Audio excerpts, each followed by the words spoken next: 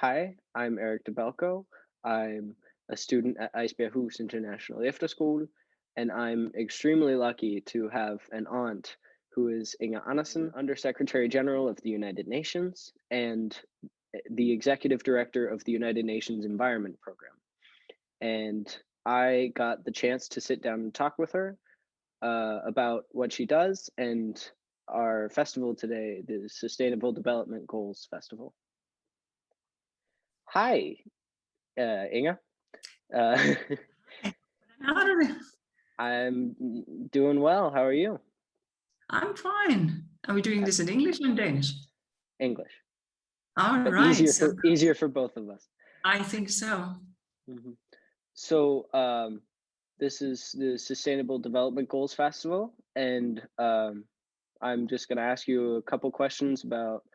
So to start off, what do you do in your everyday work? So I work for the United Nations. I'm Undersecretary General of the United Nations and Executive Director of the United Nations Environment Program. So what I do is I run the UN's Environment Program, which often we say it's the environmental conscience of the world and the environmental conscience of the United Nations.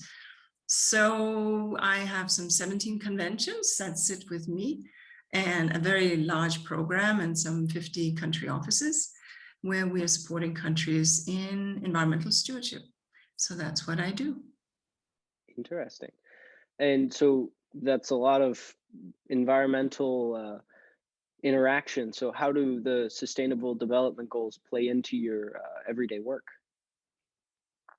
You know, the thing with the Sustainable Development Goals, which were agreed in 2015, is that for the first time, there was an understanding that yes, you need economy, and yes, you need social development, you need economic development, you need social development, but you can't have any of these if you don't take care of the environment.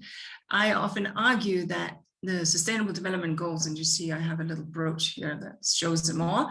Now that they are actually depicted the wrong way, it should be like a wedding cake, because the bottom of the layer of the cake, of that wedding cake, is the environment. That's the very basis of everything. The air we breathe, the water we drink, the food we eat, is all, and the clothes we wear, and the housing we live in, and the energy we consume. Where does it come from? It didn't come from it. It came from not the economy, not society per se. It came out of the planet one way or the other.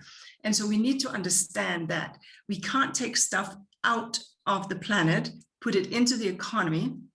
When we're done with it, we just discard it right back into, you know, as garbage, into the atmosphere, CO2, into the waters as plastics and toxins, into the soil as pesticides, insecticides, and effluent, etc. No, we can't do that. We could maybe, and it was not a good thing to do when we were just 1 billion or so roaming around this good earth. But as we are beyond 7 billion, it just doesn't compute anymore. So what we have to do, therefore, in these Sustainable Development Goals is to make sure, yes, we got to defeat poverty. Yes, we got to deal with hunger. Yes, we got to educate people. Yes, we got to have real health. But how are we going to get that if we don't take care of that very foundation upon which all of that is based? And that's the environment. That's SDG 13, climate, SDG 14, life underwater, SDG 15, obviously, life on land, but it's also SDG 6, water, fresh water. It's also SDG 2, hunger and agriculture. And it's also SDG 17, partnerships. And it's also SDG 16, which deals with law and governance. So it's all of it coming together. And that's what I try to do with lots of good people and an amazing team and governments and NGOs and scientists and the whole stuff. So that's what we do. It's awesome. It's hard to answer that. So lastly, it's a quick interview, but lastly, so this festival, it's a lot of young people.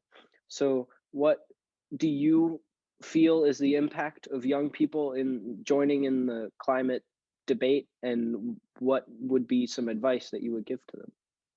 Speak up, insist on being heard, make a lot of noise, get recognized, organize. And the moment you get the vote, use that too, and hold people to account. hold your educators to account, because we can't segment anymore and educate, I don't know, health over here and forget about pandemics over here that emerges from nature. We can't segment anymore and educate engineers over here and forget about understanding how engineering is done and based upon the environment. We can't educate, let's say, architects and not understand we have green buildings, etc., etc. So insist on having a voice. And also be mindful of your own footprint in everything we do, because remember this, the world is made up of people and it's our pressure on the planet. My generation, we messed it up pretty good, right? And the generations that have gone before us. Some of us are trying to right that, but it's not enough. It's this next generation that will really suffer these blows. And so you have a moral standing that is second to none, because the world that we are leaving you is not the kind of world that we ought to leave you. So get involved, get engaged, get educated, understand these things, and irrespective of what career path you choose, take environmental concerns with you. It doesn't matter what you do, take environmental concerns with you, because that will be tomorrow, because that will be what will deliver a bright future or not. And right now, as we're looking at where we are heading right now, and the latest IPCC figures, well, we are heading to 3.5 degrees at 2100. With the kind of net zero commitments that have been made, with the recent Biden climate summit, we are looking at, on a good day, 2.5 degrees by 2100. That is not a world that you guys want to live in.